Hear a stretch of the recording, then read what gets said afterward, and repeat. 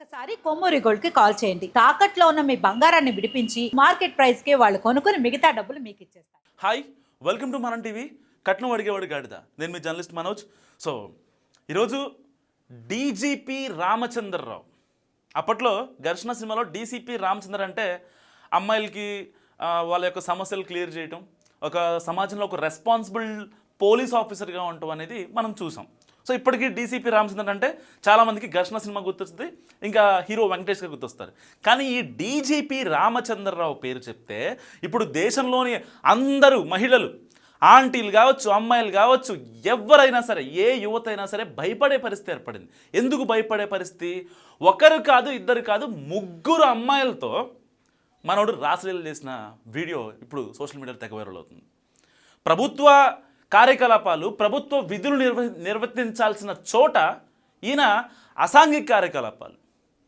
అసలు ఎంత దారుణం అంటే డైరెక్ట్గా డీజీపీ ఆఫీస్లోనే ఇలా జరుగుతుందంటే ఇక వీళ్ళు ఆఫ్ ద రికార్డ్ స్టోరీస్ ఎలా ఉంటాయో ఒక నిమిషం ఆలోచించండి. సాయంత్రం దాకా ఆగలేకపోయింది ఆయన. జస్ట్ మనలో మన మాట చెప్తున్నా, సాయంత్రం దాకా ఆగలేకపోయాడా? ఏం పనులు అండి అవి? నేను ఆ వీడియో చూపించలేకపోతున్నాను, అందుకే మీరు ఆల్రెడీ చూసే ఉంటాను నాకు తెలిసి.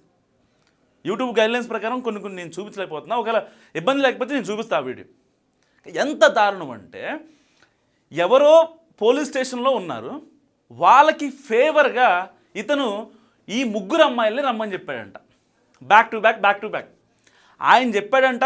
ఎవరైతే ఈ ముగ్గురు అమ్మాయిలను సప్లై చేసిన అతను, లేదండి మీరే మా దగ్గరికి రండి అంటే, ఆహా లేదు ఆ అమ్మాయిలనే మా ఆఫీస్కి పంపించు. ఆ అబ్బాయి అడిగాడంట, ఎవరో బ్రోకర్ ఉంటాడు కదా, సార్ మరి ఆఫీస్లో ఎట్లా సార్ అని అడిగాడంట.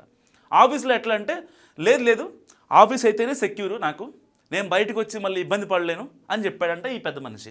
ఈయన ఎవరో కాదు, నటి రనియారా ఉందా, అప్పట్లో స్మగ్లింగ్ కేసులో అరెస్ట్ అయింది కదా. 14 కేజీల 500 గ్రాముల బంగారాన్ని ఆవిడ స్మగ్లింగ్ చేసింది.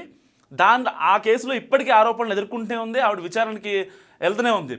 సో వాళ్ళ డాడీయే ఈ డీజీపీ రామచంద్రరావు. సో దీనిపైన సీఎం సిద్ధరామయ్య కూడా సీరియస్ అయ్యారు.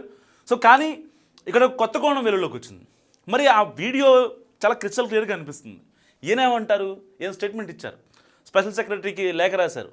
ఎవరైతే హోంశాఖకు సంబంధించి స్పెషల్ సెక్రటరీకి లేఖ రాసిన దాంట్లో ఈయన మెన్షన్ చేసిన పాయింట్ ఏంటంటే, నా మీద కావాలనే కుట్ర జరుగుతుంది, కానీ అసలు దాంట్లో ఉన్నది నేను కాదు, అది ఏ డీప్ ఫేక్ వీడియో అని చెప్తున్నారు.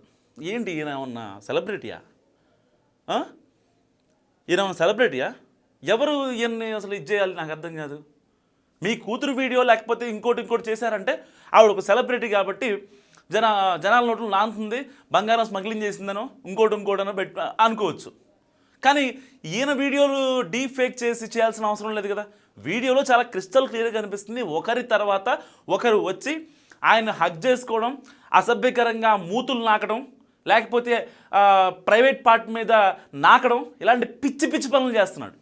దాన్ని డీప్ ఫేక్ వీడియోని ఎలా అంటారు నాకు అర్థం కాదు. అసలు ఈయనకు టెక్నికల్ నాలెడ్జ్ ఉందా ముందు? అసలు అంత సింపుల్గా ఎలా అలిగేషన్ వేస్తారు, ఆరోపణలు ఎలా చేస్తారు నాకు అర్థం కాదు. కొంచెమైనా బుద్ధి ఉండాలి కదా. ఆ అమ్మాయిలు వచ్చిన రీజన్ ఏంటి? ఎవరో జైల్లో ఉన్నారట, జైల్లో మగ్గుతున్నారట, వాళ్ళని బయటికి తెప్పించడం కోసం. రీసెంట్గా నెల్లూరు జరిగింది కదా, శ్రీకాంత్ పేరోలు, ఒక లేడీ బయట ఉంటుంది, లేడీ డాను. ఆవిడ అందరి దగ్గరికి వెళ్ళి, వైసీపీకి సంబంధించిన హయాంలో ఆవిడ అందరి దగ్గరికి వెళ్ళి వీళ్ళతో బాగా ఫస్ట్ మీటింగ్ అని, తర్వాత డేటింగ్ అని, వాళ్ళతో రాసలీలలు చేసి ఆ వీడియోలు రికార్డ్ చేసుకొని ఈ హనీ ట్రాప్లో భాగంగా ఉంటుంది కదా. సో ఆ హనీ ట్రాప్లో భాగంగానే ఈ వీడియో కూడా. మరి ఆ వీడియో ఎవరు తీశారు? ఇప్పుడు తీసిన వీడియో ఎవరు తీశారు? ముమ్మాటికి డీజీపీ రామచంద్రరావు తీశాడు. దాంట్లో ఎలాంటి డౌట్ అనుమానం లేదు. ఎందుకు ఆయన తీశాడు? రేపొద్దున మళ్ళీ బుద్ధి మారిందనుకోండి, రేపొద్దున తల్లో పురుగు తిరిగి ఈయన బుద్ధి మారిందనుకోండి, ఇప్పుడు ఈ అమ్మాయిలు మళ్ళీ కావాలి కదా.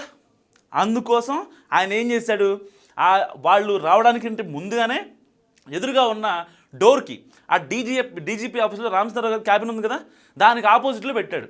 కరెక్ట్గా చాలా ఎగ్జాక్ట్గా. మళ్ళీ ఆయన కనీసం మీరు వీడియోలో అబ్జర్వ్ చేయండి, కనీసం ఇప్పుడు ఒక అమ్మాయిని మనం హగ్ చేసుకుంటున్నాం, మీ లవర్ ఉన్నారు, లేకపోతే మీ భార్య ఉంది, లేకపోతే మీ ఫ్రెండ్ ఉంది. ఇప్పుడు నార్మల్గా హగ్ చేసుకుంటాం కదా, ఆ హగ్కి అట్లీస్ట్ మనం లేచి నిలబడతాం, అవునా? ఎంత కరువులో ఉన్నా సరే, లేకపోతే ఎంత ఫ్రెండ్ అయినా, లేకపోతే అది ప్రేమతో అయినా, ఏ ఏ భావంతో అయినా సరే మనం లేచి నిలబడతాం. లేచి నిలబడితే ఎక్కడ కనపడదో క్లారిటీగా అని చెప్పి ఇప్పుడు ఈయనకు వచ్చిన ఐడియా ఉంది కదా, ఏ డీప్ ఫేక్ వీడియో అని చెప్పి దాన్ని అంటారని చెప్పి ఈయన ఎదురుగా కూర్చొని మరి వాళ్ళతో రొమాన్స్ చేశాడు. అసలు మరి ఆయన రూమ్లో ఉన్న సీసీ క్యామ్ పనిచేస్తుందో లేదో దాన్ని కూడా ఆపేశారో లేదో తెలియదు. ఇప్పుడు పోలీసులు విచారణ చేస్తున్నారు.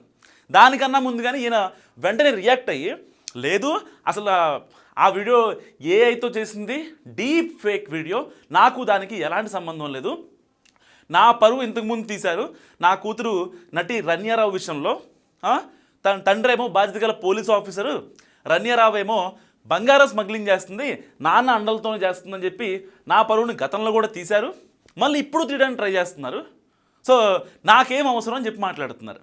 అడ్డంగా బుక్ అయిన తర్వాత ఇలాంటి పిచ్చి కూతలు కూడా అవసరమా? సస్పెండ్ చేశారు, ఆల్రెడీ సస్పెన్షన్ అయిపోయింది ఆయన్ని. మళ్ళీ విధుల్లోకి తీసుకుంటారనేది కూడా చాలా కష్టం చెప్పాలంటే. ఎందుకంటే ఆయన చేసింది ఆ పత్యాపారం, ఆ ఎలకత మఫ్లియాలు, ఇంకా ఎన్నున్నాయనే కోణంలో కూడా విచారిస్తున్నారు. ఎవరైతే ముగ్గురు మహిళలు వచ్చారో ఆ బాధిత మహిళలు, వాళ్ళని పంపించింది ఎవరు, ఆ ముగ్గురు మహిళలకి గతంలో ఈ డీజీపీ రామచంద్రరావుకి సంబంధం ఏంటి, ఇలాంటివి చాలా ప్రశ్నలు ఇప్పుడు వెల్లువెత్తున్నాయి. ఏదేమైనప్పటికీ అక్కడ సీసీ కెమెరా పెట్టింది డీజీపీ రామచంద్రరావు గారే. అండ్ దానికి సంబంధించి ఆ విజువల్స్ రికార్డ్ చేసి దాన్ని తర్వాత ఎవరైతే పంపించిన బ్రోకర్ ఉన్నాడో అండ్ ఆ ముగ్గురు అమ్మాయిలు కూడా పంపించి ఎలాగైనా సరే వాళ్ళకి ఫేవర్ చేసినట్టు యాక్ట్ చేసి ఆ వీడియోస్ రికార్డ్ చేసుకొని ఈయన దగ్గర ఉంచుకొని తర్వాత బెదిరింపులకు పాల్పడదామనే ఉద్దేశంతో డీజీపీ రామచంద్రరావు గారు చేసింది. సో దీనిపైన ఇప్పుడు ప్రాపర్గా ఒక కమిటీ ఏర్పాటు చేశారు. వాళ్ళు ఎప్పుడు వచ్చారు అండ్ ఆయన కాల్ లిస్ట్ కూడా తీస్తున్నారు. దానికి సంబంధించి ఇంకా గతంలో ఇంకేమైనా ఉన్నాయా, ఈయన ఆఫ్ ద రికార్డులు ఏమైనా ఉన్నాయా, వీళ్ళు ఇంటి దగ్గర కూడా ఉండే సీసీ కెమెరాలు కూడా ఇప్పుడు పోలీసులు పరిశీలిస్తున్నారు. అండ్ సీసీ కెమెరాల విషయానికి వస్తే పర్టికులర్గా ఆఫీస్లో ఉన్న సీసీ కెమెరాస్ని ఆఫ్ చేయించగలిగాడే ఉంటే ఇంటి దగ్గర ఉన్నది ఆయన ఇష్టం కదా. ఆయన చెప్పినట్టు ఉంటాయి సీసీ కెమెరాలు, ఇంట్లో వాళ్ళు చెప్పినట్టు వింటారు. ఇంకా అది ఎక్కడ దొరికితే నాకు అర్థం కాదు. అసలు నాకు అర్థం కాని విషయం, అసలు బాధ్యత గల పోలీస్ ఆఫీసర్గా ఆయన ఉండి డైరెక్ట్గా ఆఫీస్కే రమ్మని చెప్పి అంత విచ్చలవిడితనం ఏంటండి? అంటే ఎవరూ చూడరు, నా దగ్గరికి వస్తే వాళ్ళు ఒక సంస్థ వచ్చారని అనుకుంటారని మబ్బిలోనే ఇంకా జనాలు ఉన్నారు, ఇంకా పోలీసు వాళ్ళు కూడా ఉన్నారు. ఒక డీజీపీ స్థాయి అధికారి లోపల రమ్మన్నాడంటే వాళ్ళు ఏ ఇబ్బందితో బాధపడుతున్నారో అన్న విషయమే జనాలకు పోర్ట్రే అవుతుంది తప్ప వాళ్ళు మంచోడా చెడ్డోడా, ఏ విషయాలు చేస్తున్నారు, ఏం పనులు చేస్తున్నారు, ఏ ఇలకత మఫ్లియాలు చేస్తున్నారు అన్న విషయం ఎవరు పట్టించుకోరండి. అసలు నాకు అర్థం కాని విషయం, ఈ ముగ్గురు అమ్మాయిలకి కొంచెం కూడా బుద్ధి లేదా?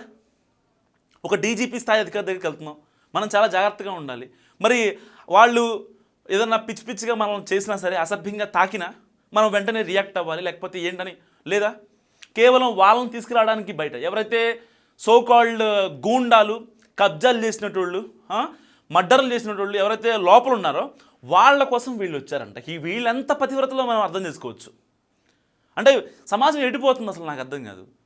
ఇప్పుడు ఒక గూండా ఉండాల్సిన జైల్లో ఒక వాడిని బయట తీసుకురావడం కోసం ముగ్గురు వచ్చారు. మళ్ళీ వీళ్ళకి ప్రాపర్గా తెలుసో తెలీదు, కానీ ఇక్కడికి వచ్చి మాత్రం ఆయనతో రొమాన్స్ మొత్తం చేయించుకున్నారు. ఎడిపోతుందండి సమాజం, నాకు అర్థం కాదు. వాళ్ళందరూ కూడా పెళ్ళైన ఆడవాళ్ళే. వాళ్ళు వైరల్ అయితే రేపొద్దున వాళ్ళ భర్తలు కావచ్చు, వాళ్ళ పిల్లలు కావచ్చు, వాళ్ళ పరిస్థితి ఏంటి ఒకసారి ఆలోచించరా? ఏం సమాజానికి ఏం మెసేజ్ ఇస్తున్నారు మీరు? Back to back. అసలు వీడియో చూస్తే నాకు మెంటల్ ఎక్కిపోయింది.